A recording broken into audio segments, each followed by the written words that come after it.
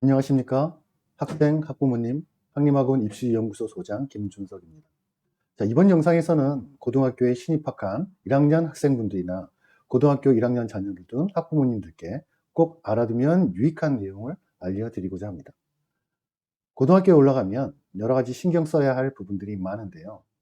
내신은 어떻게 준비해야 되는지, 동아리는 어떻게 하고, 그 외에 다른 활동은 어떻게 대비해야 하는지 모든 것들을 포함해서 신경 써야 할 고등학교에 올라가면 여러 가지 신경 써야 할 부분들이 많은데요. 내신은 어떻게 준비해야 하는지, 동아리는 어떻게 하고, 그 외 다른 활동은 어떻게 대비해야 하는지를 포함해서 신경 써야 할 부분이 많습니다. 보통 학생들은 입학하고 나서 그냥 학교에서 그때 알려주는 일정에 따라가는 경우가 굉장히 많습니다. 그렇게 따라가다 보면 나중에는 벌써 1년이 지났네? 그럼 나는 1년 동안 뭘 했지? 하고 생각하는 경우가 많습니다. 결국 성적에 대한 불안감, 다른 활동은 잘 했는지, 앞으로 2학년이 되면 뭘 해야 되지? 대학은 갈 수 있을까? 등등 자신이 생각하고 있는 복잡한 현실에 대해 맞닥뜨리게 됩니다. 자, 그런데 만약 1년 동안의 학교 생활에 대한 전반적인 내용을 미리 알고 준비할 수 있다면 어떨까요? 아마도 많은 시간을 아끼고 학업에 집중할 수 있는 시간이 늘어날 것입니다. 즉, 학교 생활을 계획성 있게 준비하고 대비할 수 있다는 것입니다. 결국 대학 입학은 시간과의 싸움이기 때문이죠. 자, 그럼 우리 학생들이 가장 신경 쓰는 부분은 아마도 어느 정도 공부를 해야 교과 성적, 즉 내신을 잘 받을 수 있을까에 가장 관심이 많을 것입니다. 그래서 오늘은 고등학교 입학해서 1년이 어떻게 진행되는지, 내신과 활동은 어떻게 해야 하는지 등 핵심만을 골라서 1학년 때 해야 할 일 중에 크게 두 가지를 알려드리고자 합니다. 첫 번째는 1학년 전체 과정에서 시기별로 어떻게 학교 생활을 진행하고 또 어떤 것에 신경 써야 되는지 그 부분에 대해 정리해 드리도록 하겠습니다.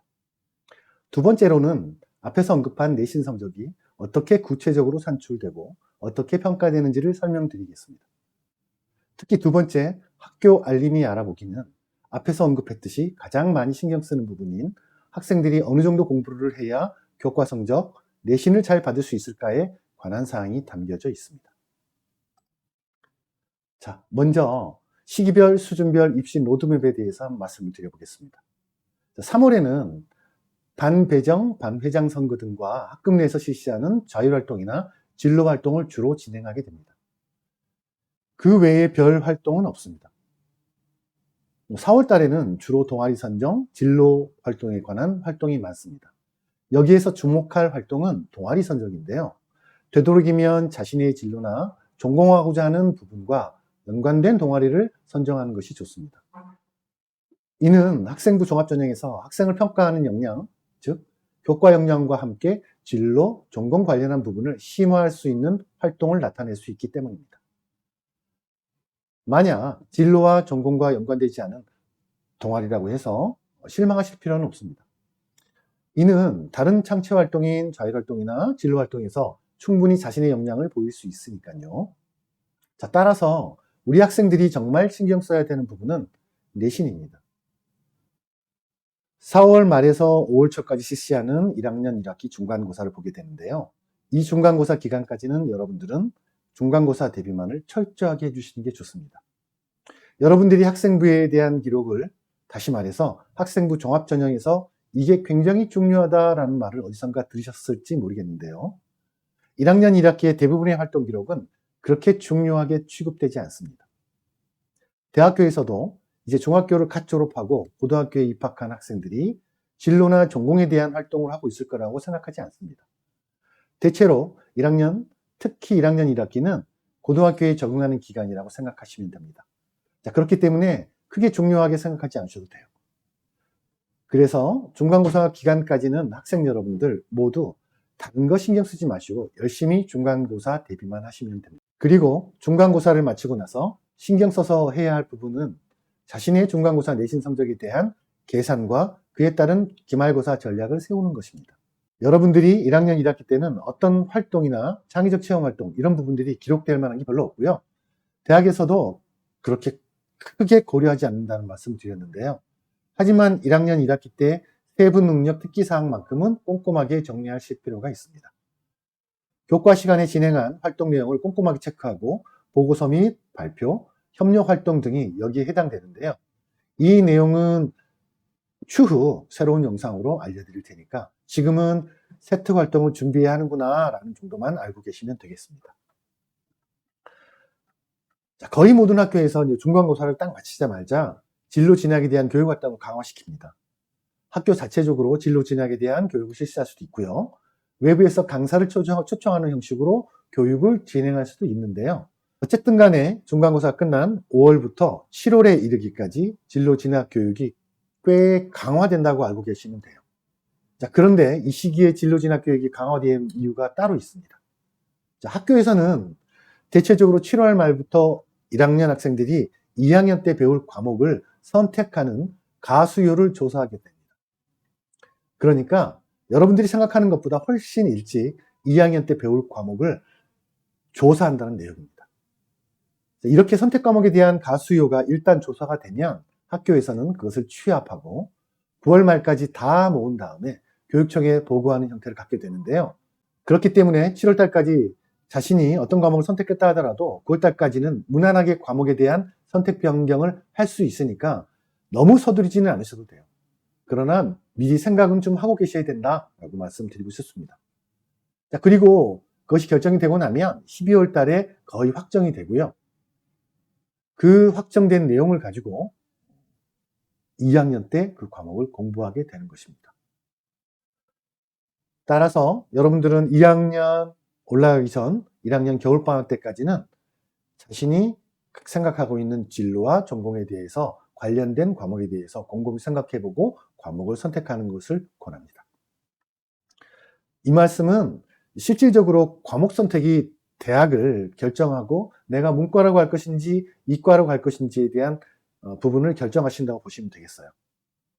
자, 거기에서 문과냐 이과를 결정짓는 과목이 있는데요. 이제 수학과 과학이 그 과목이라고 보시면 될 것 같습니다.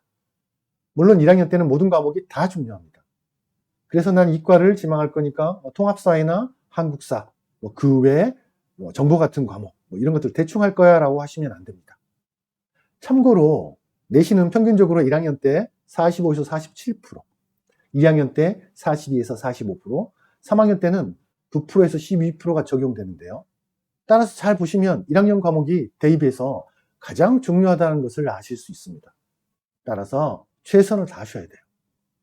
자, 그 다음은 여름방학인데요. 1학기 성적이 마무리되고 내 성적이 확정되면 여름방학 때 이를 보완하기 위한 노력을 하는 것이 중요하겠습니다. 이후 일정은 1학기 때 설명한 내용의 반복이라고 보시면 될 것 같고요. 한 가지 분명한 것은 고등학교에서의 성적은 중학교 때보다 더 많은 시간과 노력이 필요하다는 것을 절대 잊지 말고 힘들겠지만 계획을 세워서 준비한다면 좋은 결과를 얻으실 수 있을 것입니다.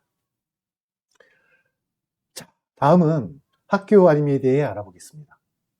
학교 알림이는 초중등학교 정보공시에 의거하여 교육의 투명성 제고 및 국민의 알 권리를 보장하기 위해서 운영됩니다. 학교 알림에는 여러 가지 교육과 관련된 중요 사항들이 있는데요. 오늘 알아볼 것은 그 중에서 학업 관련 사항입니다.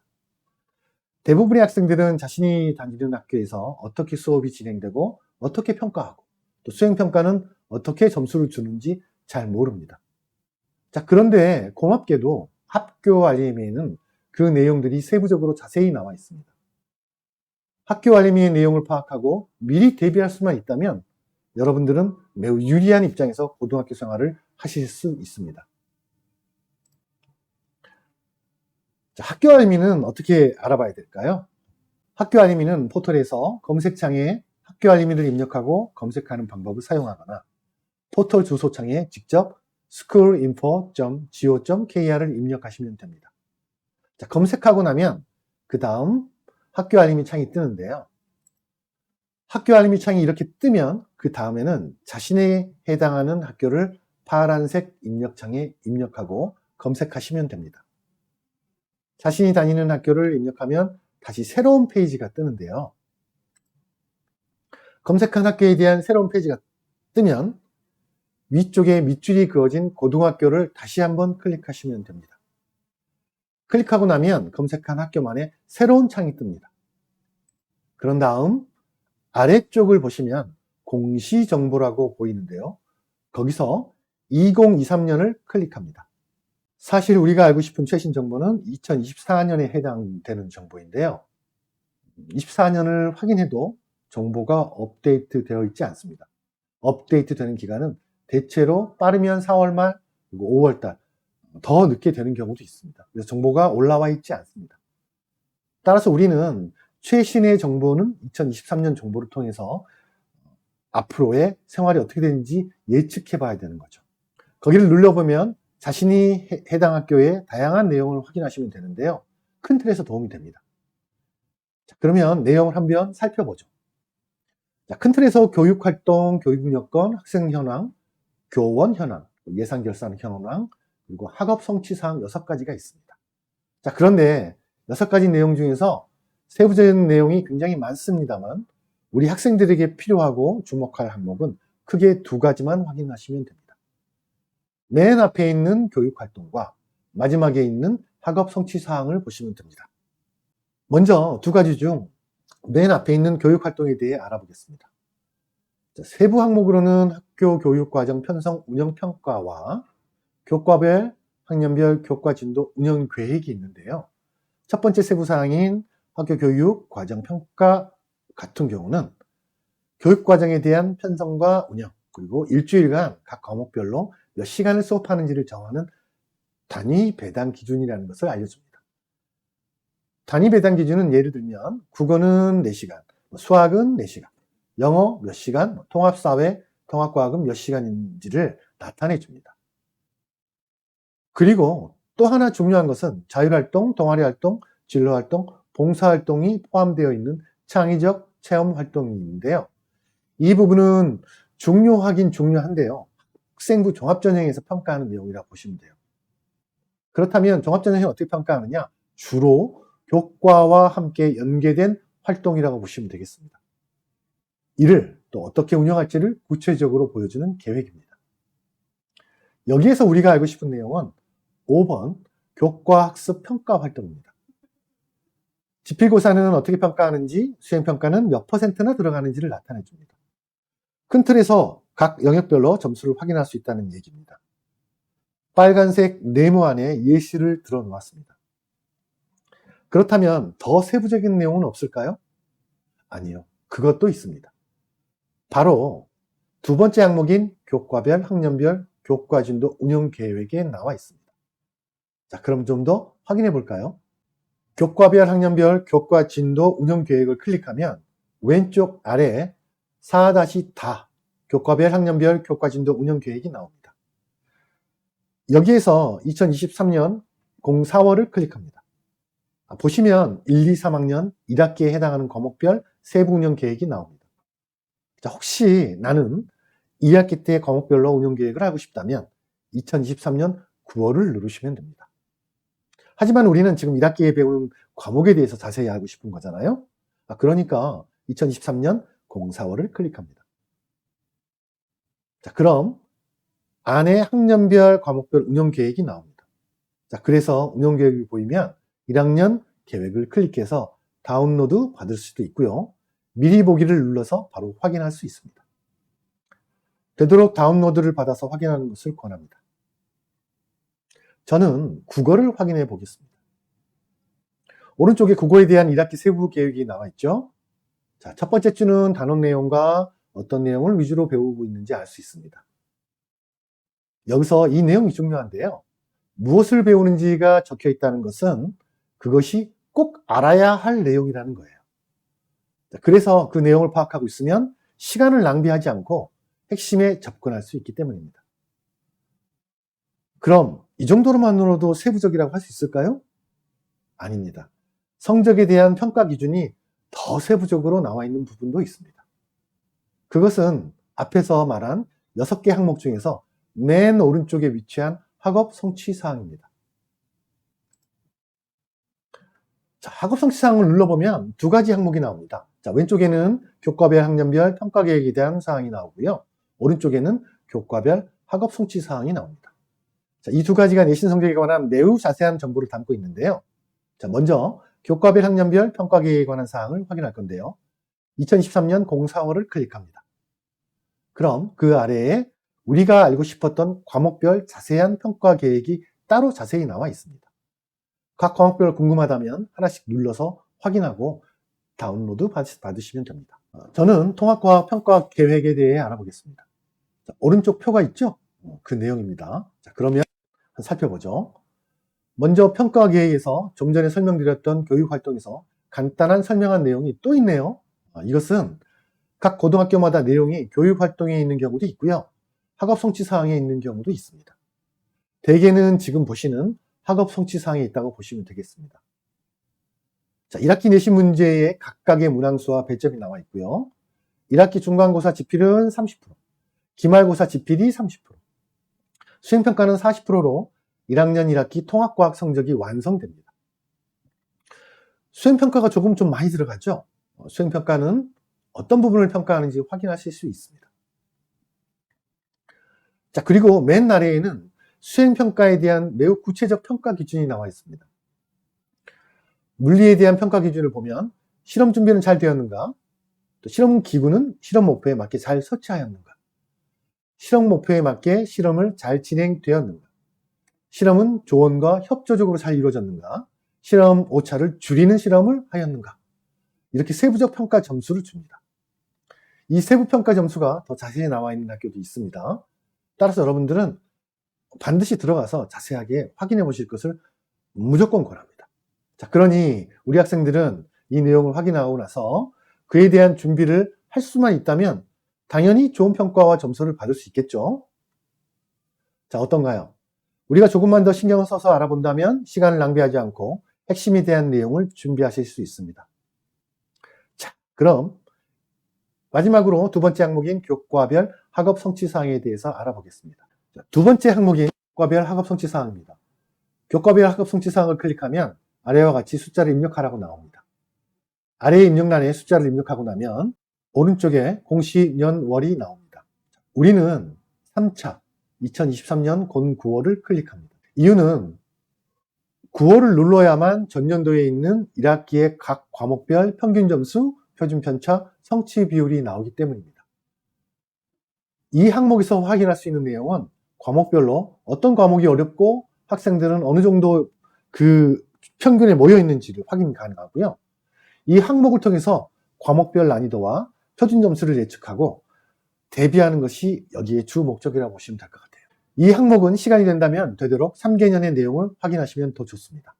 3개년의 내용을 한번 확인해 보죠. 자, 맨 앞에는 2023년, 가운데 22년, 마지막에 21년의 과목별 평균 표준 편차 성취 비율이 나옵니다. 자, 먼저 영어부터 확인해 볼까요? 23년에는 영어 평균이 66점이었고요. 22년에는 60.9, 21년은 59.8점입니다. 다른 과목과 비교해 보면 영어가 어렵다는 것을 알 수 있습니다.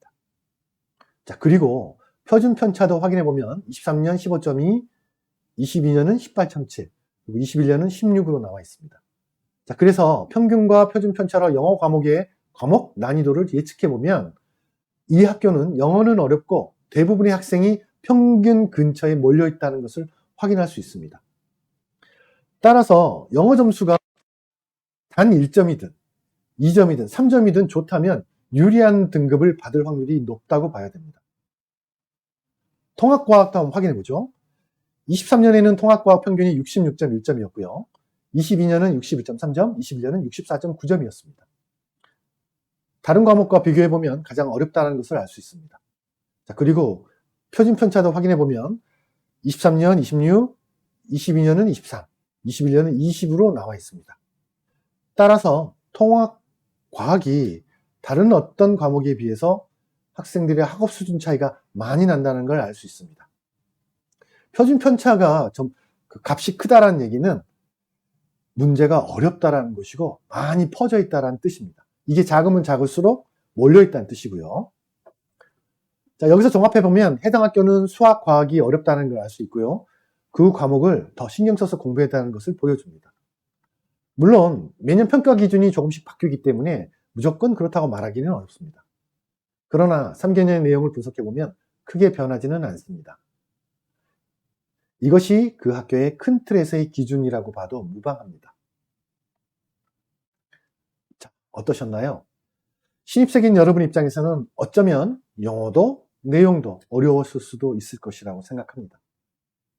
그럼에도 이해하려고 노력하고 그에 맞춰서 1학년 1학기 동안의 계획을 세워서 준비를 하신다면 좋은 결과 있으실 거예요. 자, 오늘은 학기 초에 준비해야 할 사항에 대해서 설명드렸는데요. 저 개인적으로도 중요한 내용이라고 생각합니다. 아무쪼록 학생 여러분들이 이 영상을 통해 학교 생활에 대한 전반적인 내용을 파악하고 또 준비하셔서 부디 좋은 결과를 만들어낼 수 있기를 바랍니다. 자, 오늘은 영상을 여기서 마무리 짓도록 하겠습니다. 감사합니다.